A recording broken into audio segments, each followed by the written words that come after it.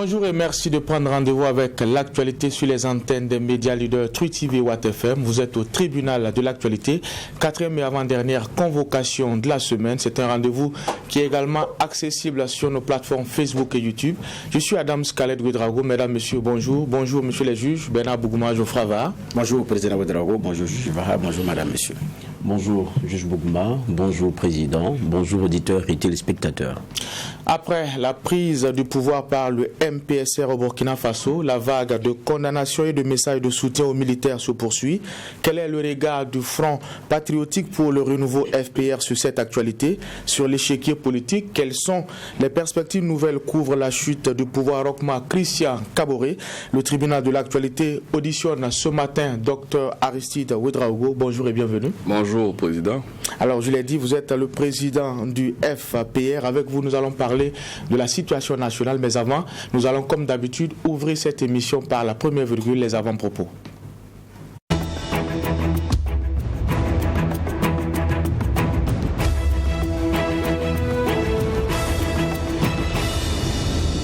Juge Bougouma, vous avez la parole. Mon avant-propos, c'est à la suite de ce que j'avais donné hier dans le cadre de cette émission pour la suite de ce qui s'est réellement passé. On aura remarqué également qu'à partir d'hier, les communiqués sont signés par le lieutenant-colonel Paul-Henri Sandaogo Damiba, président du MPSR, chef de l'État. Donc il y a aussi cette précision qui a été ajoutée au niveau des communiqués. Mais je disais aussi qu'il y a certains qui se posaient des questions maintenant sur le vide, puisque la Constitution effectivement a été suspendue. Donc qu'est-ce qu'il faut faire? Donc pour certains, pour les juristes, il faut trouver rapidement quelque chose pour combler ce vide-là. En 2014, c'était différent parce que effectivement en 2014 c'était une insurrection populaire, donc il fallait que quelqu'un se proclame chef de l'État dans cette affaire, étant donné que on a refusé le remplacement normal par ce que la Constitution a prévu comme disposition en ramenant le président de l'Assemblée nationale pour occuper le fauteuil présidentiel. Et donc ici, dès lors qu'un président a été démis de ses fonctions ou a démissionné selon l'angle de regard et qu'il y a effectivement quelqu'un qui assume, c'est lui qui remplace automatiquement. Mais maintenant, étant donné qu'on n'a plus de Constitution, il faut rapidement trouver peut-être comme en 2014, on a rédigé une charte rapidement qu'on a validée pour pouvoir continuer, ou peut-être que on va rétablir la Constitution et puis avancer, je ne sais pas. Mais pour le moment, on voit que c'est des communiqués parce que c'est difficile de gérer avec des décrets compte tenu de cette situation. Mais au niveau des institutions, c'est la continuité. Parce que c'est la continuité, l'administration c'est pareil, puisque c'est une continuité. Donc ce qui était là pour, comme on appelle ça, gouverner certaines administrations, les institutions, je pense que là ça continue naturellement. Donc il y a aussi la question de collectivité qui avait été effectivement soulevée. Qu'est-ce qu'on fait ? Parce que pour certains, dès lors que la Constitution est suspendue, les maires devraient arrêter leur boulot. Non. Il peut y avoir une dissolution avec une réorganisation, mais pour le moment, les collectivités territoriales ne sont pas dissoutes et ce n'est pas automatiquement lié à la suspension de la Constitution selon les spécialistes en la matière, donc Khalifa Rassere, que certainement pourra entendre sur nos ondes. Donc mon deuxième avant-propos, c'est hier nuit le communiqué du parquet militaire qui dément encore formellement à la suite du MPSR que le général Gilbert Diendéré n'est pas libéré et qu'il est toujours détenu au niveau de la maison d'arrêt et de correction, donc MACA. Donc la junte avait dit personne n'a été libéré, aucun prisonnier ou détenu n'a été effectivement libéré. Donc c'est la même chose certainement pour le lieutenant Emmanuel Zungrana, mais le communiqué du parquet militaire est formel, ce n'est pas vrai. Gilbert Diendéré est toujours détenu. La précision aussi, c'est que le procès de coup d'État est suspendu compte tenu de cette situation, mais reprendra le lundi 31 janvier 2022. C'est ce que aussi le communiqué a précisé. Donc, c'est aussi, pour terminer, dire que c'est bien que le MPSR ait formellement demandé aux Burkinabés qui sont sur les réseaux sociaux, qui se jouent à l'intoxication, d'arrêter. On a été suffisamment intoxiqués par les fake news, par les montages de toutes sortes. Je pense qu'aujourd'hui, on doit pouvoir sauver l'essentiel, parce que ça ne participe pas à sauver l'essentiel. Donc, il faut savoir raison garder. Internet n'est pas un espace de non-droit. Il y a un code pénal qui est là, mais l'application est très difficile parce que aussi le Burkina est un pays de paradoxes. Mais à un moment donné, je pense que pour la République, il faut faire un choix. Et ça, je suis en phase avec le communiqué qui rappelle les uns et les autres à l'ordre. Mais connaissant les Burkinabés, ce n'est pas suffisant. Je pense que quand même, il faut qu'on s'assume sérieusement parce que ça, ce n'est pas bien. Et ce n'est pas bon pour le climat socio-politique. Merci, Juge Bougman. Juge Vaha, vous avez la parole. Oui, merci, Président. Il y a une sortie qui a été remarquée quand même, c'est celle de la COPAD, coalition des patriotes démocrates, remarquée parce que au sein de cette coalition, ce sont les partis de la majorité, la dernière majorité là que nous avons. Il y avait Ali Badra qui était le porte-parole et qui a lu donc une déclaration liminaire. Et quand je regarde à la fin, on voit qu'il y a en gros 19 partis qui en sont membres. On se rappelle que la majorité présidentielle, c'était pas moins de 100 partis quand même. Il y avait le MPP qui était fort absent lors de ce point de presse-là. C'est intéressant au moins qu'ils sortent pour dire ce qu'ils pensent de la situation.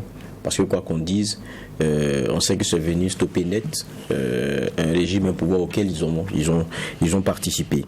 Mais il y a une phrase aussi qui ressort, c'est celle-ci pour ne pas la trahir, je vais la dire telle qu'elle. Cette énième intrusion de l'armée dans la vie politique nationale est la résultante de l'échec de la classe politique dans son ensemble parce qu'elle n'a pas su porter et incarner les aspirations du peuple. C'est vraiment bien dit, c'est vraiment bien dit, mais la meilleure façon de se cacher à un moment donné, ne pas assumer sa responsabilité, c'est dire que tout le monde est responsable. C'est vrai qu'il y a une classe politique qui, dans son ensemble, oui, n'a pas forcément convaincu les Burkinabés, mais il y a des gens qui étaient au pouvoir à qui beaucoup de conseils a été donné, vers qui des critiques objectives ont été adressées, mais qui ne l'ont pas entendu de la bonne oreille. Et aujourd'hui, il faut le dire, c'est l'échec, c'est cet échec-là qui nous conduit à ce dans quoi nous sommes aujourd'hui. Parce que, quoi qu'on dise, le pouvoir Kaboré a eu tout le temps de redresser les choses, a eu la critique la plus positive et constructive en face, mais n'en a pas tenu compte. Mais je termine en termes d'avant-propos sur aussi un autre élément. J'ai parlé de la COPAD qui est sortie hier, mais depuis un certain temps, depuis quelques heures, c'est le point de presse des organisations de la société civile. Donc, vraiment, comme on dit dans la rue burkinabé, nos cafés pardon. On a connu comment la société civile, là, à un moment donné, sous la dernière transition qu'on a connue, là, quel a été son rôle et ses postures. J'ai l'impression que dès qu'il y a un changement, tout le monde essaie de voir là où le soleil brille et tenter d'y faire sécher son linge. Et donc ses intérêts. Je crois que l'intérêt ici, là, c'est celui des Burkinabés. Il y a des gens qui se sont assumés dans une situation. Regardons et essayons de voir. C'est vrai qu'on ne peut pas empêcher les gens de ne regarder qu'à travers le prisme de leurs intérêts, mais quelquefois quand c'est trop gros comme ça, il faut le dire. Parce qu'on est en train d'assister à des champions de points de presse juste pour vous faire remarquer, parce qu'il y a une nouvelle ère. Merci, messieurs les juges, pour ces avant-propos. Nous allons également dire merci à Yasmine Konaté, à l'ensemble de l'équipe technique qui nous permet d'être ensemble en direct et en simultané sur les médias leaders Twi TV et Watt FM. Aristide Ouedraogo est notre convoqué du jour. Il est le président du Front patriotique pour le renouveau FPR. Avec lui, nous allons parler de la situation nationale. Mais avant, il est peut-être important de rappeler un certain nombre de faits. Alors, en novembre 2019, vous avez demandé la démission du chef de l'État. Cela vous a valu la suspension de votre parti pour 3 mois et même de votre départ du chef de file de l'opposition politique. Vous avez réitéré votre appel en novembre 2021, juste après Inata. Après cela, c'était silence radio. Où est-ce que Dr Aristide Ouedraogo était passé? On avait comme l'impression que vous êtes caché un peu. En novembre 2021... Juste après votre sortie pour demander justement la démission du chef de l'État, oui. On vous a suivi à la direction générale de la police nationale pour demander entre autres la libération de quelqu'un que vous avez accompagné dans cet appel-là, mais après c'était silence radio.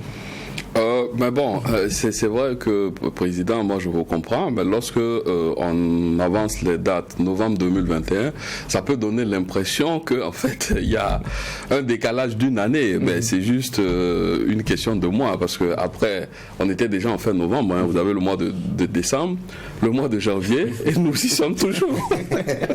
Nous y sommes toujours. Donc, on ne peut pas parler de silence radio en tant que tel, mais il faut dire que moi, comme le juge Val l'a dit tantôt, j'ai une casquette politique. Bien entendu, j'ai beaucoup de considération pour les organisations de la société civile qui ont joué un rôle déterminant, en tout cas, même si ce n'était pas leur rôle premier, dans l'animation de la vie politique et aussi pour ce qui concerne les droits humains, dans le rôle de contre-pouvoir. Alors, mais ayant une casquette politique, je ne peux pas passer le temps à tout moment à dire et à redire en fait les mêmes choses. À un certain moment, ça fait une redondance et vous avez l'impression que, enfin, ça peut donner l'impression que soit on ne vous entend plus, on ne vous écoute plus, on ne vous prend plus au sérieux. Et lorsque vous avez une casquette politique, il est important d'avoir une certaine posture.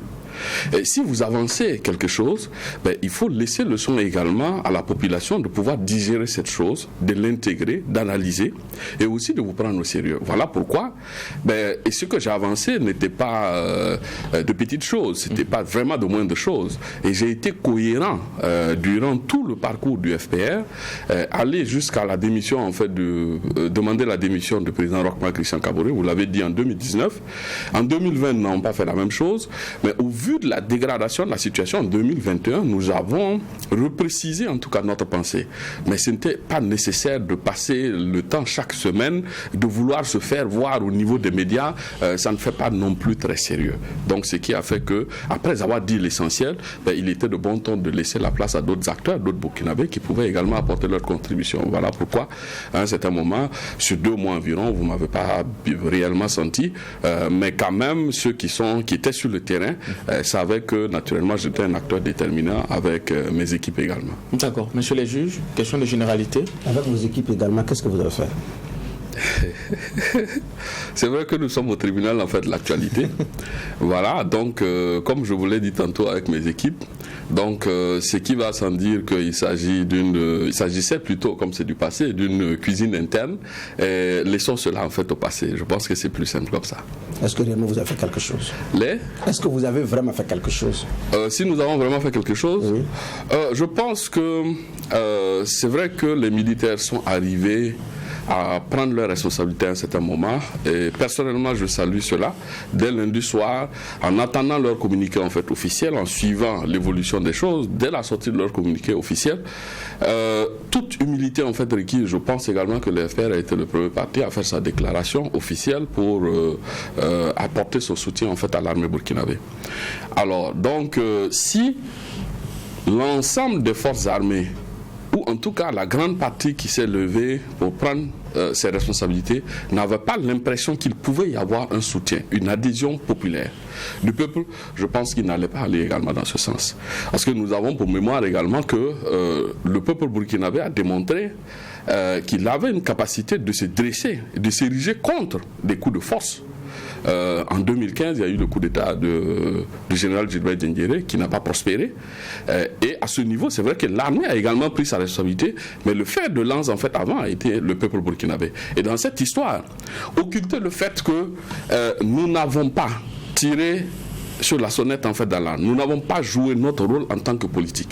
Nous n'avons pas véritablement agi sur le terrain pour les responsabilités qui étaient les nôtres. Et que cela n'a pas contribué à encourager le militaire d'une manière ou d'une autre également. Par rapport à l'assentiment populaire, ce n'est pas également aller dans le sens en fait de la réalité. Ça, je suis convaincu, nous avons joué un grand rôle. Mais il faut rester humble, il faut rester réaliste, nous ne sommes pas des militaires.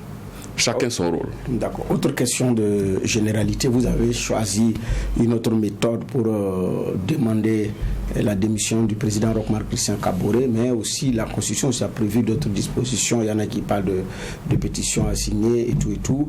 Est-ce que vous avez envisagé également cette option beaucoup plus politique également, dans le cadre de votre démarche?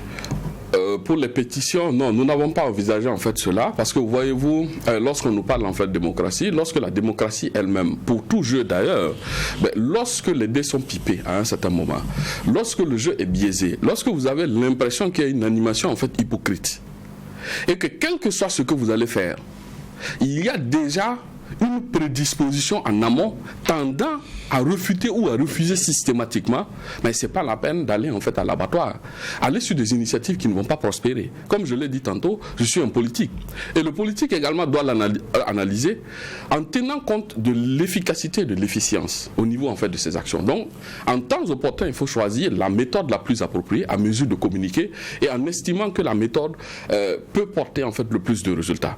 Parce que quand vous l'avez remarqué également, même au niveau des autorisations de manifester sous le régime passé du MPP, systématiquement, quasiment toutes les demandes d'autorisation de marche, de manifestation, telles que garanties par la Constitution, dont naturellement, ce n'était même pas assujetti à une demande formelle en termes d'autorisation en fait de la mairie, mais d'information, quitte à ce que l'autorité prenne en fait ses responsabilités, mais pour assurer la sécurité des manifestations. Si l'autorité ne peut pas, l'autorité met également les organisateurs devant le fait accompli par rapport en fait à leurs responsabilités. Mais tout était systématiquement refusé. Donc, si vous voulez manifester en ce moment et que vous continuez à aller vers en fait la mairie centrale, c'est que en étant politique, vous-même, peut-être que vous ne vous prenez pas en fait au sérieux.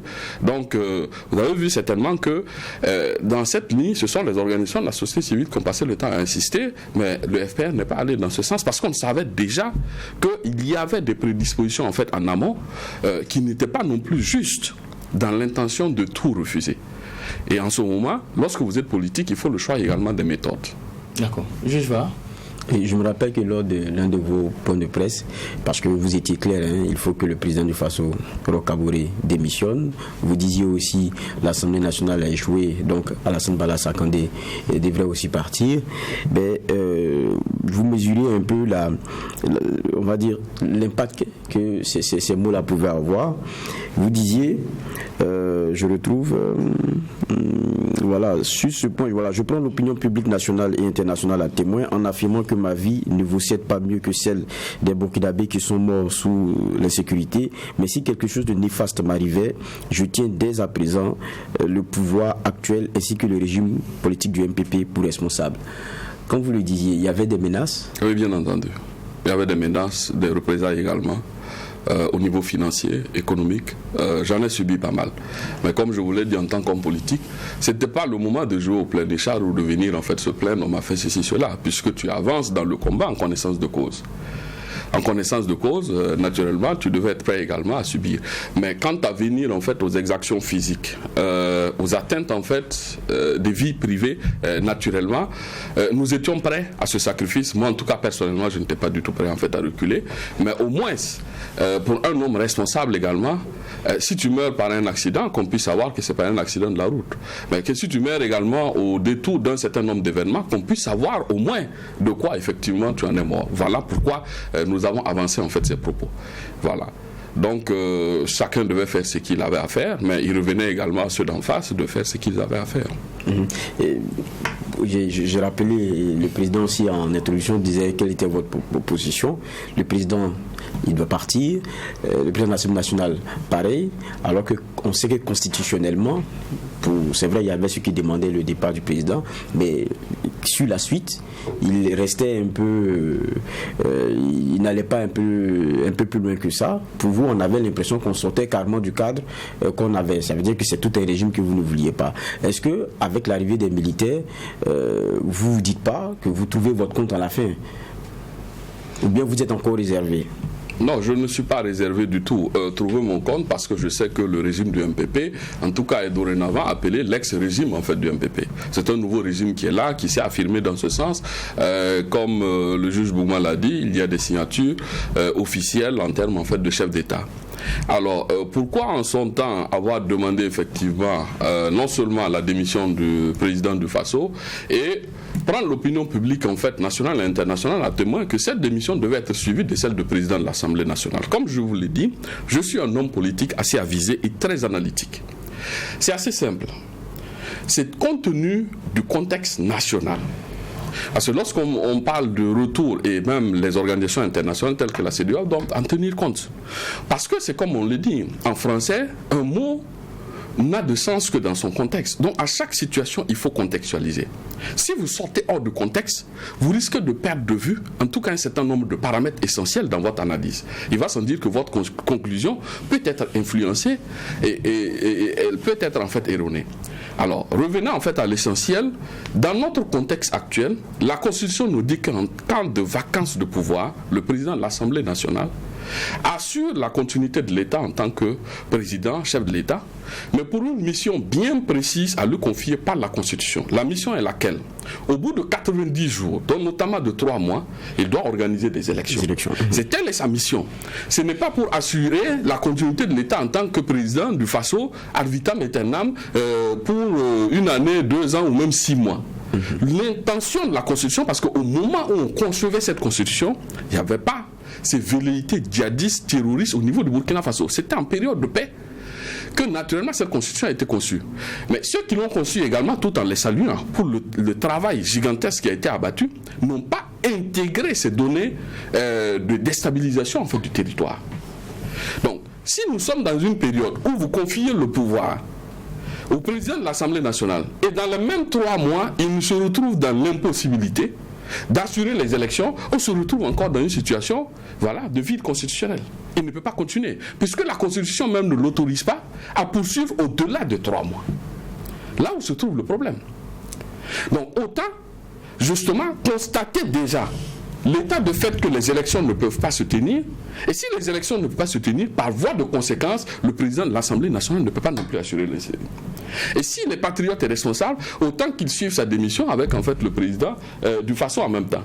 Je dis quoi que les élections ne peuvent se tenir. C'est pas moi qui le dis parce qu'il y a déjà un exemple assez clair. Sous le régime du MPP, quand vous prenez par exemple les élections municipales, avant que le président Roch-Marc-Christian Kaboré ne remette sa démission, après son arrestation, tout le monde a constaté assez clairement, il y a eu, c'est vrai, des appels de la part de l'opposition dont je fais partie, mais ils ont fini par acter cela de manière officielle pour le report à une date ultérieure des élections municipales. Et les populations ont levé en fait la voix à la base pour dire que compte tenu du fait que les élections municipales contiennent en fait les communes, et au même titre que les élections présidentielles, et l'insécurité grandissante, il était impossible de tenir ces élections et ça a été constaté. En fait, j'ai posé la question parce que vous avez déjà reçu ici en son temps et puis vous avez donné vos analyses là-dessus. Mais ce qui, je le dis encore, était un peu plus particulier chez vous, c'est que vous demandiez c'est vrai, le départ du président, mais au cas où il partait, celui à qui cela devrait échouer pour la mission que vous rappeliez, qui est constitutionnelle, vous lui demandiez aussi de partir. On se demandait, mais dans ce cas de figure, on rentrait dans quel ordre? Il y a eu, juste quelques heures avant le coup d'État, quelqu'un comme Cam, qu'on appelle la Yénéga de l'éducation, qui était candidate à Monique, voilà. Qu'est-ce qu'elle a proposé? Un prononciamento, mais elle a demandé clairement à l'armée de s'assumer. En tout cas, le discours était quelque peu voilé, mais je pense que ça venait quand même gros. Avec vous, on n'a pas entendu ça. Non, peut-être que vous ne vous rappelez pas, hein, juge Var. Avec vous, on n'a pas entendu ça. Si vous vous rappelez, qu'est-ce qui a prévalu essentiellement à la suspension du FPR? Sur le même plateau du tribunal de l'actualité ici, la question m'a été posée. Si le président du Faso démissionne, qu'est-ce qui va se passer? J'ai répondu à la question en disant, si le président du Faso démissionne, l'armée va prendre le pouvoir. Et c'est ce qui a agacé les politiques en son temps. Et c'est exactement ça. Vous pouvez, je pense que vous avez certainement les bandes ou en tout cas. J'avais plutôt l'impression que ça, vous avez. Et quand je me suis retrouvé en réunion, vous ne l'avez jamais dit. C'est ce que je pense. Non, ça a été affirmé ici. Ça a été affirmé ici. Ok. D'accord. Alors, cette émission s'est tenue en fait le 12, si je m'abuse, en fait le 12 novembre 2019. Okay. Si le président Roch-Marc-Christian Kaboré démissionne, qu'est-ce qui va se passer? J'ai officiellement dit l'armée va prendre le pouvoir si le président. Et ça a toujours été ma pensée. D'accord. C'est assez clair en fait là-dessus. Docteur Maintenant, même lorsque je me suis retrouvé, tous ceux qui ont participé à cette réunion au CEFOP, je pense 2 jours plus tard, cette réunion qui a été convoquée par Zéphirin Diabré au CEFOP, la principale reproche qui m'a été dit en tant que politique, pourquoi je dis que, ils m'ont dit, hein, parce que là je dis clairement ce qui a été dit dans les coulisses. Alors, pourquoi en tant que politique et étant parmi eux, je dis que si le président du Faso démissionne, l'armée va prendre le pouvoir pendant qu'eux ils sont là. J'ai dit mais c'est ma conviction. C'est ce que je pense. Je pense prioritairement au pays. D'accord, c'est votre conviction, on ne peut pas vous refuser cela. Vous êtes président du parti, vous êtes républicain, je suppose, mais un politique qui demande à l'armée de prendre le pouvoir, qui soutient un coup d'État, c'est quand même assez gros. Certains l'auront peut-être rappelé. C'est peut-être aussi l'échec de la classe politique dans son entièreté. Est-ce qu'on peut être fier de cela et le revendiquer? Oui, parce que je dis toujours, le problème des êtres humains, c'est qu'ils refusent de contextualiser.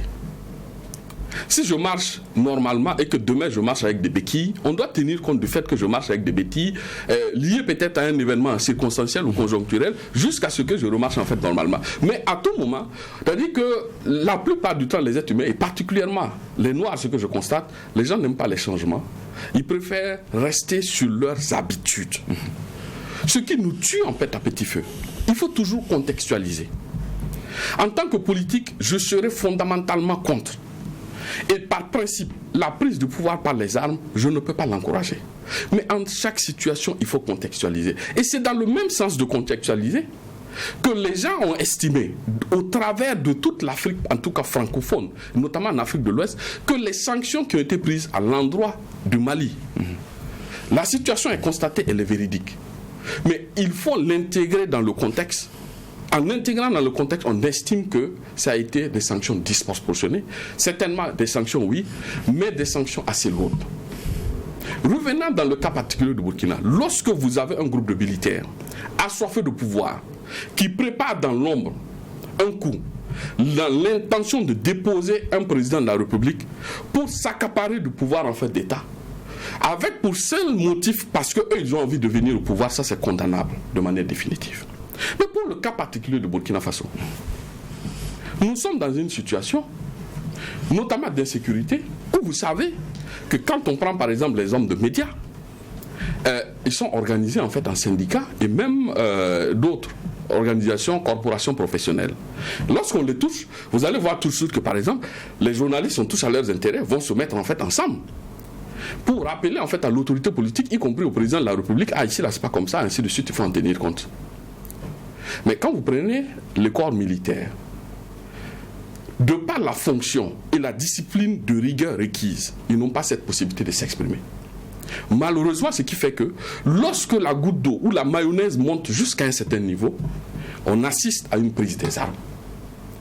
Quand vous regardez le terrorisme sur le terrain, c'est vrai qu'il y a bon nombre de civils, énormément de civils en fait qui meurent. Mais il y a aussi, en allant au cimetière de Gounguin, allons constater les tombes des militaires, des corps paramilitaires et militaires qui sont là, qui ont des familles, qui sont des Burkinabés. Pas qu'en allant au front, ils doivent se refuser de mourir. Mais le problème, quand ils constatent qu'il y a un régime qui ne les accompagne pas sérieusement, comme il se doit sur le terrain, qui met d'autres priorités, dans du folklore, dans des corruptions qui sont dénoncées ça et là, ils vivent également la situation. Ils se disent finalement, nous espérons de ce régime, ils se sont même mis sous la coupe du régime démocratique civil dans l'espérance. Mais à un certain moment, l'être humain, lorsqu'il est coincé dans ses derniers retranchements, peut espérer jusqu'à quand?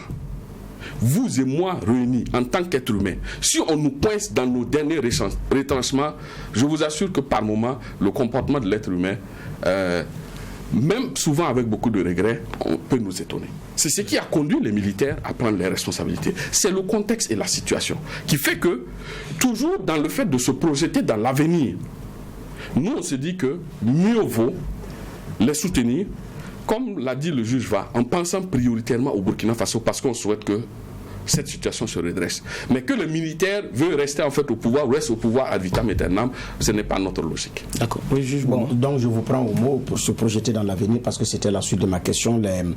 Pourquoi ce coup d'État, les faits, on s'est longuement expliqué là-dessus, et puis à répétition. Mais maintenant, comment on gère la suite? On a eu une transition en 2015 avec ce qu'elle a aussi montré comme force et faiblesse. Il y a eu des forces, il y a eu des faiblesses.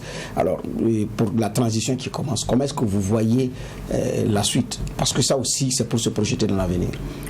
Alors, je ne maîtrise pas totalement l'environnement des militaires qui ont effectivement pris le pouvoir, qui se sont affirmés.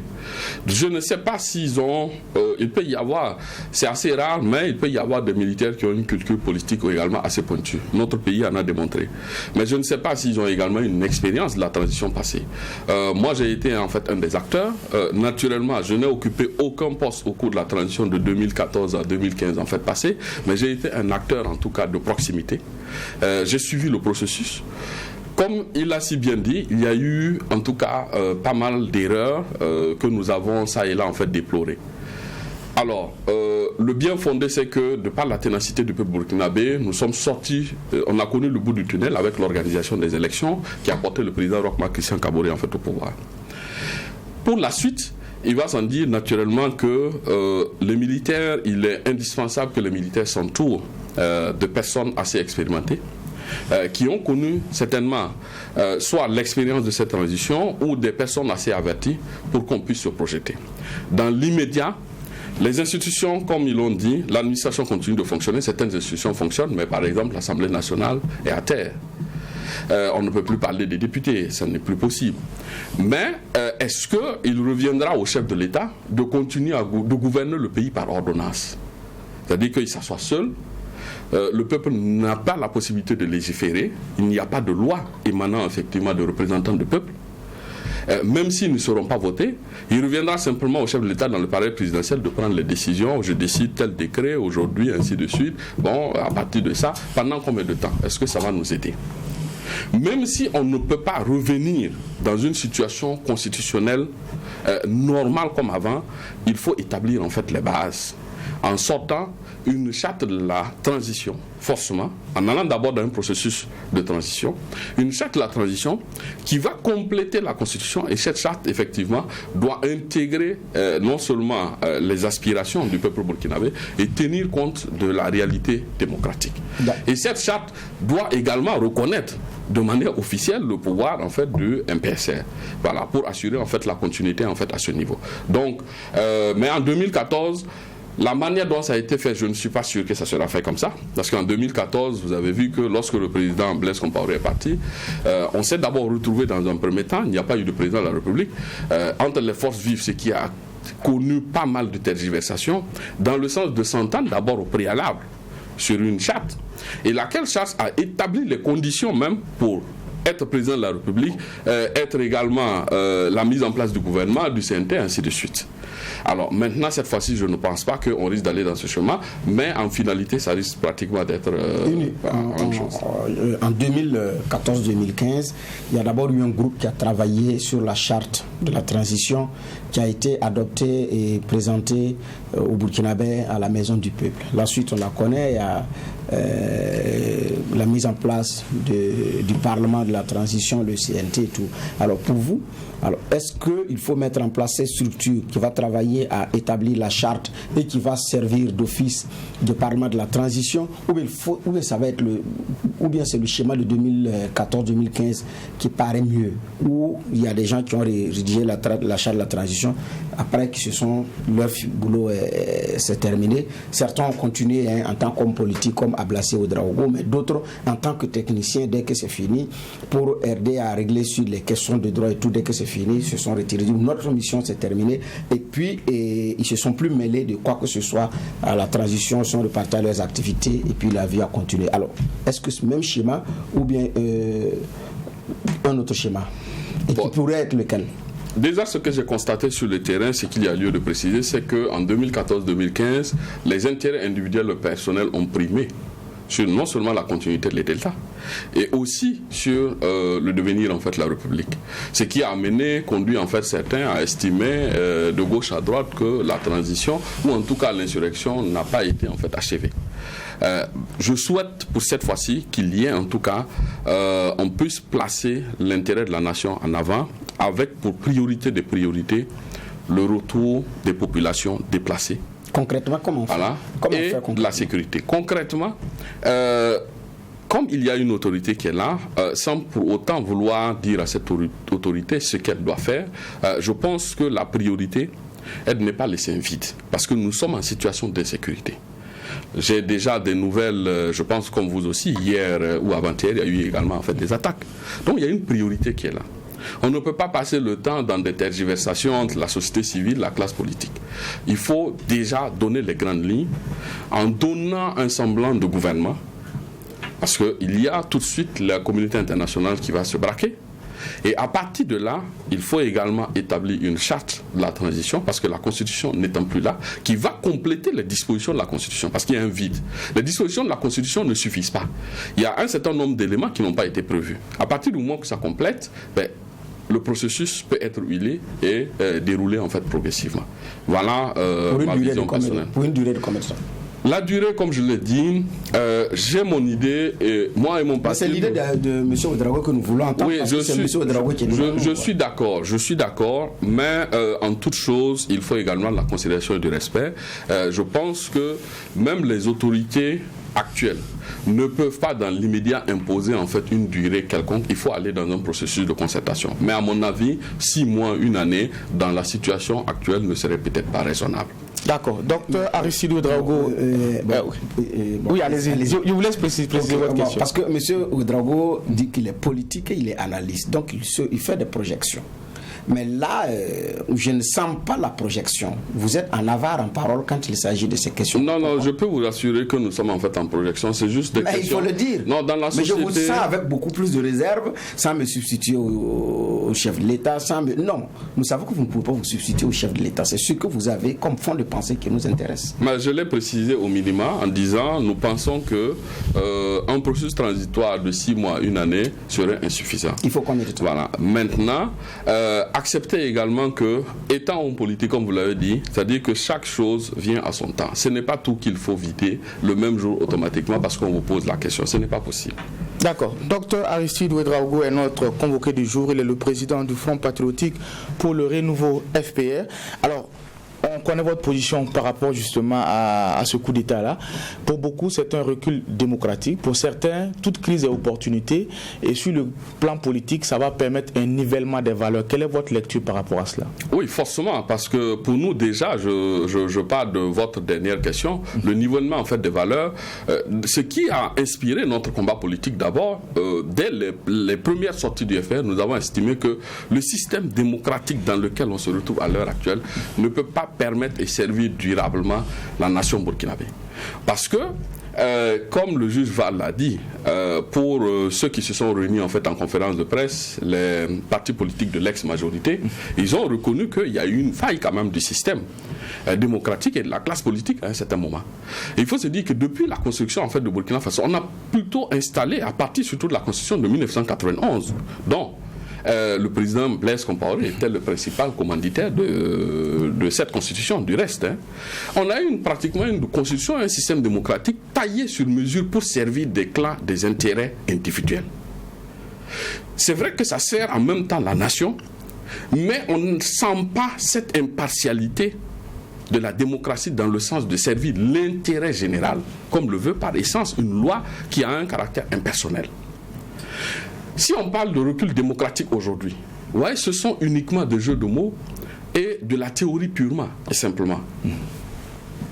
Pour ceux qui estiment qu'il y a un recul de la démocratie, qu'on aille, moi je suis sur le plateau du tribunal de l'actualité à Ouagadougou, mais qu'on aille demander aux populations de Kaya, de Bassalgo, de Solan, qui sont dans le nord, des gens qui ont pratiquement tout perdu, s'il ne fallait pas tenter un changement pour espérer le retour de la dignité de Burkina Faso? Ou faut-il rester simplement sur des questions de papier, à théoriser sur la démocratie ça et là? La démocratie ne sert qu'à servir l'intérêt des peuples. Et si elle ne peut pas permettre au Burkina Faso de se construire durablement dans le temps, il faut forcément la réviser parce que c'est un processus dynamique. Ce n'est pas un processus statique. Et nous sommes dans ce processus dynamique parce que pour réviser, il faut forcément marquer une halte. On peut parler de recul de la démocratie si d'aventure on s'intègre dans une nouvelle ère, on range la démocratie dans des valises, on dit on n'en revient plus du tout, on ne revient plus vers la démocratie, on continue vers un régime d'exception, peut-être sur 5 ans, sur 10 ans, ainsi de suite. Là, ça va poser un problème. Mais s'il faut revoir les bases fondamentales, Ne serait-ce que par exemple, comme vous le savez, la Constitution est dissoute, l'Assemblée nationale elle est dissoute. La question par exemple du chef de file de l'opposition n'existe plus aujourd'hui, il n'y a plus de chef de file de l'opposition. Mais ne serait-ce que dans l'animation de cette démocratie, dans le milieu politique au Burkina Faso, vous savez déjà comment cette question a divisé la classe politique. Mais s'il ne faut pas marquer une halte à un certain moment pour résoudre certaines questions de manière impartiale, sans penser à des clans, à des groupes de personnes, à des individus, mais au Burkina Faso, au peuple burkinabé, on continue vers où? D'une manière ou d'une autre, quel que soit Alpha, en continuant dans ce sens, on passe le temps à se mentir à soi-même. Alors, docteur Arifé, on va tomber dans le à vous écouter, vous donnez un blanc-seing aux militaires. Les questions d'intérêt et tout cela, il y a aussi je n'ai pas parlé de la gouvernance des militaires, je parle juste de ce qui vient de se passer. Je ne donne pas de blanc-seing. Le blanc-seing, c'est lié à leurs actions, le tapis qu'ils vont dérouler sur le terrain. Ils n'ont rien déroulé pour le moment. Il n'y a pas de blanc-seing à les donner. Mais justement, c'est ce qui fait que certains sont un peu prudents, mais à vous écouter... Mais c'est de l'espoir, c'est sur la base de l'espoir qu'on se projette, c'est sur la base du rêve que l'homme peut s'inventer dans le futur et avancer correctement. Mais s'il reste pessimiste, s'il reste dans sa peur, il ne peut jamais se construire durablement. Et comme je vous l'ai dit, la plupart des êtres sont toujours réfractaires au changement et ont peur de l'inconnu. Mais si des gens n'avaient pas bravé l'inconnu, personne n'allait prendre l'avion aujourd'hui. Des fusées n'allaient pas aller à la Lune. Quand vous prenez les missions Apollon aux États-Unis, il y a eu combien d'Apollon échoués? Combien de fusées qui se sont écrasées au sol avant qu'on en arrive à l'Apollon 11 pour que l'homme dépose ses pieds sur la Lune? J'y-vais. Oui, bon, je l'écoute avec beaucoup d'intérêt. Hier, je parlais de la question des coups d'État. J'ai dit qu'il y en avait d'électoraux. Il y a le coup d'État électoral, il y a le coup d'État constitutionnel et puis le coup d'État militaire. Parce que, à la réalité, il faut faire la bonne lecture. Comment est-ce qu'on se retrouve avec des présidents si incompris, non adoubés et même vomis, juste quelques mois après leur réélection et quelquefois même tombés par des militaires alors que c'est le peuple même qui l'accompagne en le fragilisant? Ça veut dire que notre process même par lequel on se retrouve à dire lui c'est celui qui a l'assentiment de par son programme de la majeure partie de ses concitoyens n'est pas forcément vrai. Et je pense que ce qu'il dit est pertinent, ça doit être pensé et repensé. Mais le problème c'est que pour cette transition là, je crois que on n'y est pas, hein. Dans tous les cas, avec ceux qui viennent d'arriver, vous demanderez aux Burkinabés, il y a une chose qu'ils vous diront. Bon, je ne pense pas que ce soit le choix de comment on va faire des élections. C'est comment est-ce qu'on est nos frères qui retournent chez eux. Ceux qui ont quitté les villages du fait de l'insécurité, comment petit à petit ils regagnent leur village, comment ils reprennent leurs activités. Je crois que c'est là où il y aura une adhésion, si on peut l'appeler ainsi, relativement à ceux qui viennent d'arriver. Parce que je vous promets, si dans un mois, dans 2 mois, on se retrouve dans des situations pires, c'est-à-dire que sur la question sécuritaire, les gens se demanderont, mais attendez, c'est les militaires qui nous ont dit, on ne leur donnait pas ce qu'il fallait. Maintenant, ils sont là, c'est eux qui peuvent acheter eux-mêmes ce qu'ils veulent. Pourquoi est-ce qu'il n'y a pas de résultat? Et ça, le Burkinabé ne va pas l'accepter ni le comprendre. C'est ça. Ça, il faut qu'on soit clair là-dessus. Maintenant, je suis d'accord que sur les questions d'élection, il faut aussi en discuter, puisque on ne va pas rester dans cet ordre qui n'est pas normal de façon infinie. Mais donc, il faut penser le retour à la normale pour ne pas qu'on ait la même transition qui, à tort ou à raison, a été qualifié de transmission parce que pour certains, il y avait un boulevard tout tracé pour que des gens viennent au pouvoir. Maintenant, comment on balise ça? Pour moi, c'est ça le plus important.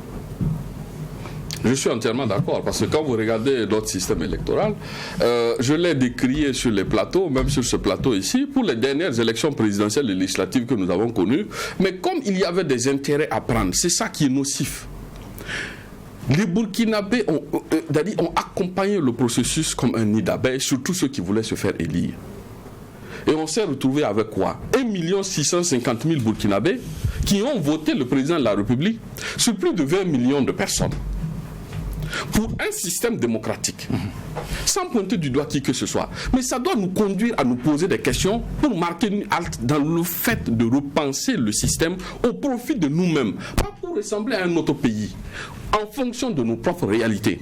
Mais on nous a crié quoi sur tous les toits? Ben oui, on a eu une des élections les plus extraordinaires du Burkina Faso, une des élections les mieux organisées. Mais quelle hypocrisie et quel mensonge. On ne peut pas aller loin avec ça. Ça, au moins, c'est clair. Juge Bouma. Alors, nous sommes d'accord que ce qui ne marche pas, c'est la démocratie électoraliste. Ça dit que l'illusion de dire, comme les élections sont organisées régulièrement, on a une bonne démocratie. On l'a vécu pendant le règne de Blaise Compaoré. Après son départ, on se rend compte qu'il y a des institutions qui ne valent que par leur existence de nom. La vérité, par exemple, vous prenez la Haute Cour de justice qui a été créée sous son impulsion. Mais après son départ, on se retrouvait qu'une cour qui devait également pouvoir juger le chef de l'État et tout, il fallait même la parfaire. Il y avait déjà un problème. Et d'autres, comme on appelle ça, et d'autres structures, il fallait les parfaire avant effectivement d'avancer. Donc, on n'a pas pris le temps de construire des institutions fortes. Regardons quand il fallait, cette année, où c'était compliqué. Le Burkina et la Centrafrique avaient à peu près les mêmes problèmes et ils avaient géré ça également autrement. Quand la question de prolonger le mandat du chef de l'État, compte tenu de la situation dans laquelle nous vivons, on était dans une situation très difficile. Juridiquement, c'était comment est-ce qu'il fallait jongler? La parade, je fais le commentaire avant de poser ma question, la parade, au niveau de l'Assemblée nationale, les députés, après quelques tournées dans des régions, disent, écoutez, il faut déconnecter l'élection législative à la présidentielle et tenir les législatives après. La présidentielle pourrait être organisée compte tenu du fait de cette réalité, mais aussi du fait que la circonscription territoriale électorale du chef de l'État, c'est le territoire national. Alors que pour le député, c'est la province. Donc, alors qu'on ne peut pas aller dans toutes les provinces pour battre campagne. Mais c'était très difficile. Quel argument est-ce qu'il faut trouver? Parce qu'à telle date, le mandat du chef de l'État est fini et puis il y a un vide. Qu'est-ce qu'on fait? Ça, c'était des limites, effectivement, de cette démocratie électorale. L'essentiel étant de faire des élections, comme tout va bien, ça va. Et certains, il faut changer le mode en fonction de nos réalités. Les grandes nations, d'ailleurs, au monde, ne font pas élire. Ce n'est pas la population totale qui sort à la fin. Il y a le système des grands électeurs aux États-Unis. En Afrique du Sud, c'est tout un autre système. Israël, c'est un autre système. Les grandes nations, c'est autre. Nous avons calqué effectivement sur la France. Alors, moi, ma question, c'est comment est-ce qu'on réorganise notre système d'élection qui soit moins coûteux, mais en même temps de qualité. Je suis entièrement d'accord avec vous, mais vous avez mis le doigt sur quelque chose de fondamental. Déjà, avant d'organiser un système, il faut définir les bases. Les bases, c'est quoi? Tout à fait. Qu'est-ce que vous voulez? Où est-ce que vous voulez aller? Exactement. Et une fois que vous arrivez à définir en fait ces bases, le reste là, il s'agira effectivement de meubler la maison progressivement. Donc les bases, ce sont les fondations. Et une des bases fondamentales, c'est est-ce que le Burkina Faso peut continuer à organiser des systèmes en fait électoraux à des coûts de milliards de francs CFA? Insécurité intégrée ou hors insécurité, est-ce qu'on peut se le permettre? La réponse à cette question déjà va définir les grandes lignes. C'est assez important. Et comme il a dit également, est-ce qu'on peut organiser des élections avec une population entière pendant que l'article 1er de la Constitution garantit l'équité, l'égalité des droits entre les Burkinabés, et au moment de choisir le président de la République, on découpe expressément ou pas des superfuges d'autres pans, d'autres provinces, des communes ou des Burkinabés pour les laisser de côté parce qu'on veut simplement gagner ou parce qu'on veut se faire élire. Il va sans dire que si on est dans l'impossibilité à tout moment de pouvoir faire élire tous les Burkinabés, il faut trouver un système de représentativité qui soit assez cohérent et que chaque Burkinabé peut se retrouver en fait dans ce système. Et ce système mérite d'être en tout cas repensé, surtout dans la concertation. Dans la concertation. On puisse mettre en fait la proposition sur la table. Mais il y a des pays qui sont modèles déjà de par le monde dont on peut naturellement en fait s'en inspirer. Mais en la matière, Laurent Gbagbo l'avait prêché à plusieurs reprises. C'est clair. Il dit qu'il faut revoir ça parce qu'on est dans une situation où on met suffisamment de milliards pour qu'une poignée de personnes aille choisir quelqu'un d'illégitime qu'on présente comme un président. Vous savez, dans le Et Burkina, la conséquence, la toute première crise, monsieur est balayé parce qu'il ne fait pas l'unanimité pratiquement pas. Là, il faut qu'on ait le courage. Alors, c'est clair. Tantôt, on a évoqué les sanctions prises par la CEDEAO contre le Mali. Et comme on l'a toujours rappelé, les mêmes causes produisant les mêmes effets. Il n'est pas exclu que le Burkina Faso se retrouve dans la même situation. Pour certains, il faut une main de fer dans un gant de velours, c'est-à-dire des sanctions qui puissent, ou en tout cas des mesures qui puissent canaliser les nouvelles autorités pour qu'on aille vite à un ordre constitutionnel normal, mais qui n'handicape pas aussi les populations. Quelle est votre lecture là-dessus? Je suis entièrement d'accord, parce que lorsque les partis de l'ex-majorité se sont réunis en conférence de presse, que j'ai écouté en tout cas cette manière, cette métaphore, un gant de fer, une main de fer dans un gant de velours, enfin, j'ai rigolé en fait au fond de moi-même. Je me suis dit, mais c'est une manière pour des partis politiques de l'ex-majorité présidentielle d'accompagner déjà, ou de se mettre à disposition pour dire qu'ils veulent accompagner non seulement en fait les militaires, le processus qui va s'ensuivre. C'est pour dire quoi? Parce que si on fait déjà des codes phares à l'international, à la CEDEAO, pour dire que pour tout ce qui viendra à être fait, il ne faut pas suffisamment sanctionner le Burkina Faso, parce que en voulant sanctionner en fait les autorités, forcément le peuple en fait va en souffrir. Et c'est assez important. Et comme je l'ai dit, si la CEDEAO et les institutions internationales qui sont dans leur rôle, on comprend chacun dans son rôle, mais refusent de tenir compte du contexte ou des contextes dans lesquels les pays du Sahel se trouvent à l'heure actuelle, c'est qu'ils ne seront pas en phase avec les réalités. Et s'ils ne sont pas en phase avec les réalités, il appartient naturellement au peuple de rester uni pour sa détermination, pour son autodétermination, et également pour sa survie et pour son futur en se projetant. Ça, au moins, pour nous, c'est suffisamment clair. D'accord. Chacun doit jouer son rôle. Il y a une question qui, avant le plateau, j'avais posé et je m'étais fait... mais je la pose.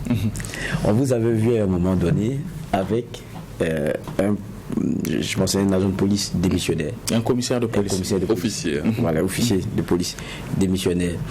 On vous a vu, le président du tribunal disait que la dernière fois qu'on vous voyait, je ne veux pas dire allier le soutenir, mais au moins allier témoigner de ce que, à partir du moment où vous étiez ensemble, on ne peut pas le prendre et l'écrouer, et que vous soyez dehors, on sentait que ça vous dérangeait. Aujourd'hui, qu'est-ce qu'il en est? C'est vrai que je l'ai vu dans une vidéo il n'y a pas si longtemps, au Présidium, animant un point de presse.